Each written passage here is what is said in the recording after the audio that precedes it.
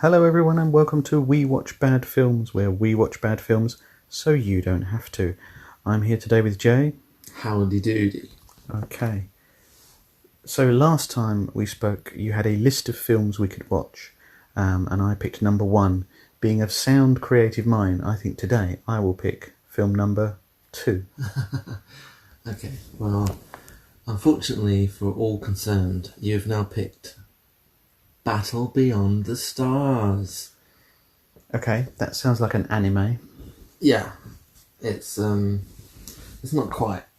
It's a Roger Corman film. Oh, that's interesting. So, as we record, this is episode 10.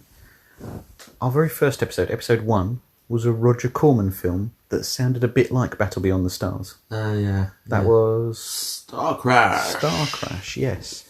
So, did Roger Corman have a number of goes at the Star Wars cherry? Roger Corman knows what side his financial bread is buttered. And so this is a 1980 film, so what was the big film at the time? It was Star Wars. And then obviously Star Trek got involved as well, motion picture. It was space film, so Roger Corman was going to make another space film. And also around this time you've got Buck Rogers, you've got Battlestar Galactica. Oh, yeah, I mean, it's all over the place with Star films, isn't it? So, yeah, he was going to have to go. Okay. Interesting. Anything else you can tell us about this before we start? I'm not familiar with this at all. No, I think you should watch it and then we'll discuss it afterwards. Okay, enjoy the trailer. See you on the other side.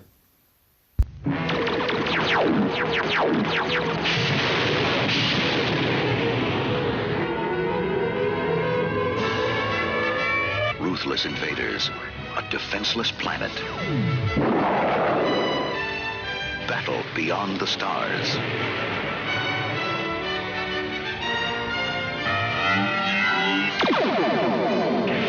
A lone youth escapes on a last-ditch mission that begins at the edge of the universe.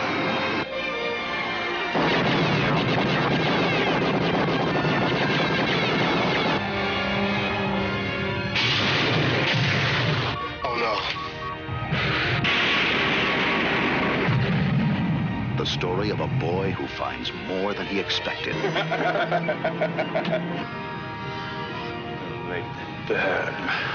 And all he can handle. Does your species have kissing? Oh, yes. We have that. Try one. That's a hot dog. It comes from Earth. Do you like it? There's no dog in this. Soybean meal, niacin, dextrose, and sodium nitrate flavoring. That's what we call meat back home. Battle beyond the stars.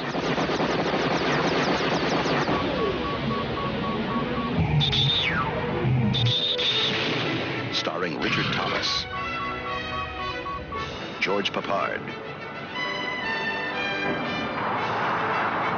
Robert Vaughn, John Saxon,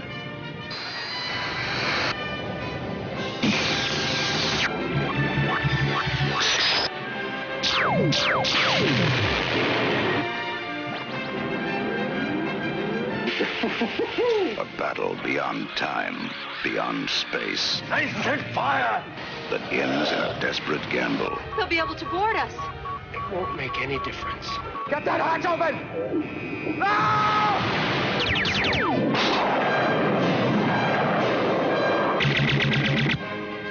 Battle beyond the stars.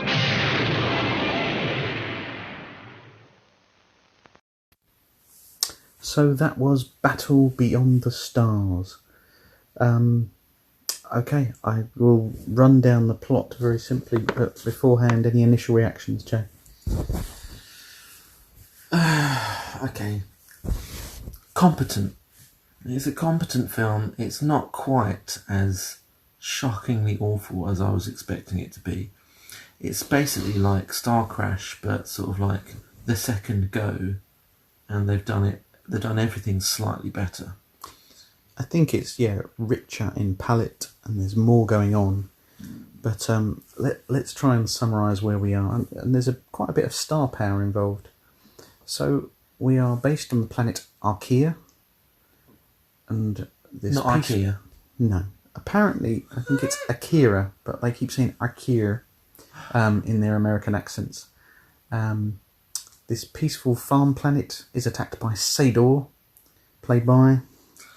I've forgotten. I'll get back to you on that one. Is it John Saxon? It is John Saxon. God, you've got such a better memory than me. But I know who he is because he was in Enter the Dragon and Nightmare on Elm Street and a million other films. Yeah, he's a really recognisable face and he hams it up to the max, as his villain piece should, really. Yeah. He threatens them with a stellar converter. That's a stellar converter you have there. One of their residents decides that they're going to go off into the stars and find a group of mercenaries, creatures of violence as they're called, to save them. This hero is played by, I can't call him anything else than John Boy off the Waltons. Good night, John Boy. Exactly, good night, John Boy. John Boy then goes off with his talking ship Nell, looking very much like Flight of the Navigator, although that came later, cruising off, recruiting people to his cause. He recruits, and I wrote all their names down. Nenalia, the Space Cowboy, Nestor, Gelt, Saint Exmin, and Cayman. I'm not going to go through how he recruits them all, because I don't really remember. Yeah, it's also quite boring. It's really boring, but let's come back to that in a minute. So he recruits this army, and it's deliberately 7 people. Goes back to the home planet. There's a fight in space. There's a fight on the ground. The baddies retreat for a bit. There's a torture scene where he steals their arm and cuts it off again. Don't ask. There's then a final battle. The goodies win. Really? Yeah. And it's a film that starts really well and gets worse quite rapidly. Oh yeah, when it first started, it was like, oh, this is actually a good film. Oh, it's like competent. The soundtrack is amazing. Soundtrack by James Horner, who we would know from Titanic, and he's done, I think, nearly all of the James Cameron films. So let's talk about that, because you mentioned James Horner, you mentioned James Cameron. James Cameron, his first proper special effects credit, I believe, art director on this film. Yeah, and sort of helped make all the little spaceships and stuff. And this is James Horner's first proper film as well. And obviously, in about 3 years after this, I don't think James Horner was on that, but James Cameron made The Terminator. Yeah, and there's a lot of effects work going on, a lot of miniatures. Oh, yeah, loads. A bit like Star Crash, but slightly better than Star Crash. In terms of miniature work and effects work, yes. Not so, like Star Crash was basically make 1 million miniatures and just like see which ones are okay, whereas this... It's got some craft to it, but unfortunately, and it's to do with the era, it's very reminiscent of BBC sitcom from the 80s, Red Dwarf. The whole thing feels like Starbug and Red Dwarf. Wow. That's, I think, because there's zero budget. They've obviously spent it on the stars, and I don't mean the space stars, I mean the famous actors in it. Because there's no budget for any of the special effects, so it could have been much better if they spent a bit more money, but they do okay with the special effects. Again, it's of the era and on a par of the things of that era. But we said it gets off to an okay start. Now, one of the tropes I really like in a film is a getting the band together type scenario. I really like the Blues Brothers anyway, but the opening part where they are literally getting the band together, perhaps Ocean's 11 from 2001. I was going to say this is Ocean's 7 Beyond the Stars. Yes. And what this is in fact inspired by, the Magnificent Seven or Seven Samurai, take your pick. Again, it's about go and recruit the best. But the best thing about those sections of films is our recruiter has to impress or best the other person in some way. In the Blues Brothers, they humiliate people, or they just convince them their life's better if they're playing in a band. in Ocean's 11, he teases them with the biggest heist of their life, or revenge in some cases. This, John Boy just bounces from planet to planet, has a chat with someone, and then in the next scene they're together. Oh, it's shoddy. Shoddy. I was like, every time we went to a new planet, we met a new character, I was like, oh, so what happened there? Are they in the gang now? It's just cut to them and they're part of the gang. Yeah, shoddy writing. I'm sure with the Saint X-Men character, who's a very classic Roger Corman curvy lady, not wearing very much, I'm sure he said, "You're not good enough to be with us," and then she's with them in the next scene. Oh, I think in a couple of scenes, he says, "I'll just ignore her, she might go away." And he says it to a couple of characters about this woman who's got big breasts and a huge polystyrene headdress. And after he said that a couple of times, just ignore her, she'll go away. She's part of the gang. She's part of the gang, no explanation. Yeah, shoddy, clunky.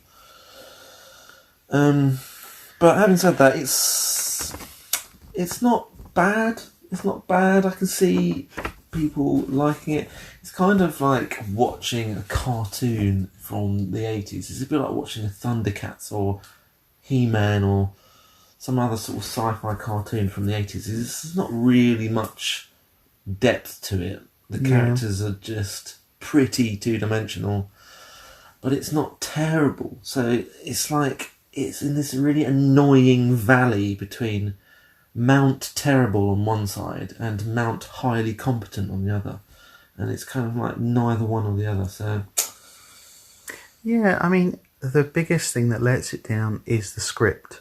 It doesn't have anything interesting to do, nor any interesting dialogue. It just wants to get to the next thing. But it takes 1 hour and 40 to do that. Oh, it's not a short film. Good God, they could have cut out 40 minutes from this film. I've got a feeling I said this about Star Crash, but Roger Corman, famous for Get In and Get Out in 89 minutes, and he didn't do it there either. I don't know what he's doing with these space films. He seems to like... I mean, it's nearly 2 hours for this film, and the plot is bad guy attacks planet, the good guy goes off to get 7 people, and they have a battle at the end. That is the plot. Why do you need nearly 2 hours for this? It's not. It's hardly an epic saga going through many different sort of like emotions and struggles and stuff. It's just schlock. So yeah, it needs a nice judicial edit, as far as I'm concerned. Have you got any quotes written down, Gary? I have. I mean, it's not a rich picking because I said the script is the weakest area of it. Yeah. Our good friend Saint X-Men says, "Tingle dingle dangle his transistors." She means have sex with someone or something. I can't even remember who she was talking about. She's the one with the big breasts and barely wearing anything. From the Valkyrie people. I've got a couple of kids are talking to Robert Vaughn, who we'll talk about in a second, who, if you don't know who he is, used to be in The Man from U.N.C.L.E. Mm-hmm. A couple of little kids are talking to him, and he's like some grizzled, dark mercenary, and he never smiles, and he's a misery guts, basically. 2 little kids say to him, "Mister, were you bad when you were little?" And he says, "I was never that little." It's just the worst ending to that setup you can think of. I was never that little. Yeah. What does that mean? You were born a giant man. Yeah. Yeah, Robert Vaughn doing a good job with what he's got. Yeah, none of them are doing bad jobs. That's the problem. But none of them are characterised or fleshed out enough. They don't have an archetype that you need in an ensemble cast like this. Yeah, it's just so mediocre. So some of the stars in it are Robert Vaughn from The Man from U.N.C.L.E. and loads of other things. He was in a BBC series called something or other quite recently. Who else was in it? George Peppard. George Peppard. Pre-A-Team, of course. Pre-A-Team. Post-breakfast at Tiffany's. We did a little bit of research on him. He apparently was massive alcoholic and quit a year before this film was created, and he plays a character who is continually drinking and has even a whiskey and soda dispenser on his belt, which is unfortunate. Yeah, I think he could have said something and said, I'd rather not have this angle to my character. But some reason he went, again, he's having a good time. And he's good value when he's on screen, but he doesn't get a lot to do. No. Who else is in this? And he's imaginatively named Space Cowboy, and he doesn't have a... He could probably carry a film by himself like that, I think. Yeah. Just coming back to the Robert Vaughan, John Boy says of him, I can't call him anything else, sorry, have someone prepare a meal, full course, and bury it with him. Apparently that was the deal they had. Something to eat and somewhere to hide. Yeah, it's just meaningless drivel, isn't it, really? And just pour a load of soup on his corpse, that's what he's saying. Just a nice Happy Meal. The Happy Meal probably wouldn't decompose. No, if you've seen Morgan Spurlock's films, you know they don't decompose. No. It's just a little odd thing I wrote down, and this is a bit niche, but he visits an android planet. It's the first place he goes to. And I got a distinct feeling of Peter Serafinovich's Michael droid. Smiley face. Sad face. Why did you cheat on him? With some of them, they over-synthesised the voices, which made them quite hard to hear. Oh, yeah. A bit like Christopher Nolan. Oh, tenuous. Tenetuous. Very good, very good. Speaking of sound, there was one little sound effect we heard right in the beginning that they used over and over again. God, I had completely forgotten about that. What sound effects was that? So when those, in those spaceship doors that swish open, instead of that sort of noise like you get on Star Trek, it was Darth Vader breathing. And this wasn't just sounds like. I mean, we know Star Wars well enough to know that is the sound effect was they've lifted. the sound effect of Darth Vader. And I said to you, that is one of the most iconic sound effects, if not on the planet, certainly in all of cinema. And it's like, every time it happened, it was like completely jarring. Weird decision. So yeah, Darth Vader, every time someone comes through a door, Darth Vader breathes. Yeah, it's 1980, it's of the time. They were using a big library of sound effects, if you watched Battlestar Galactica, if you listened to He-Man. Lasers, all those sound effects, all of those sci-fi shows had all the same laser sound effects, explosion sound effects, they're all there. I quite liked the plastic xylophone control. Do you remember that scene? Yes, the rainbow xylophone. So, a guy had a couple of plastic see-through beaters, and then I can't even explain what he was doing. He was like putting them on top of these coloured bits of plastic that made a tone, me, and then he moved them over to another couple of bits, me, and then he moved them to another couple of bits. What was he doing? The other person was shouting some instructions at him. Move something. I think that was the same thing. They were sort of making an earthquake. I didn't really understand why. Yeah, so let's just reiterate that for the listeners. There was a man using a coloured plastic xylophone with beaters to create an earthquake. I think. If you can explain that scene to us, please get in touch. Yeah. I mean, I could watch it again and figure it out, but I don't really want to. I don't hate myself enough for that. No, and I mean, I guess that's my opinion, that it's too plodding. If you had a 20-minute edit of that film, it would probably be quite good. Yeah, it's just not quite bad enough to be good, and it's not quite good enough to be bad. I imagine if you were like 4 or 5 years old, you might enjoy some of the monsters, you might enjoy some of the definitely combat, the space combat at the end. There's stuff to enjoy here, but considering like the Corman pedigree, we were expecting serious schlock beyond the stars. Real OTT stuff. But not quite. And then then if you didn't know about Roger Corman and you looked at the stars in it, Peppard, Vaughan, Paxton, and John Boy, you'd think, oh, okay, this is going to be a competent, pretty good film, like a Star Wars type film. It's not really any of those things. It's kind of like, it's not quite good enough and it's not quite bad enough. So I think John Boy himself is a competent actor. I apologise to the actor, I don't know his name. But, it's a defining role. Equally, he's really good in the original miniseries of It. He's very good in that. Oh, yeah, good reference. And he's still acting today. He's in lots of American series and like NCIS and things like that I don't watch. But he is good.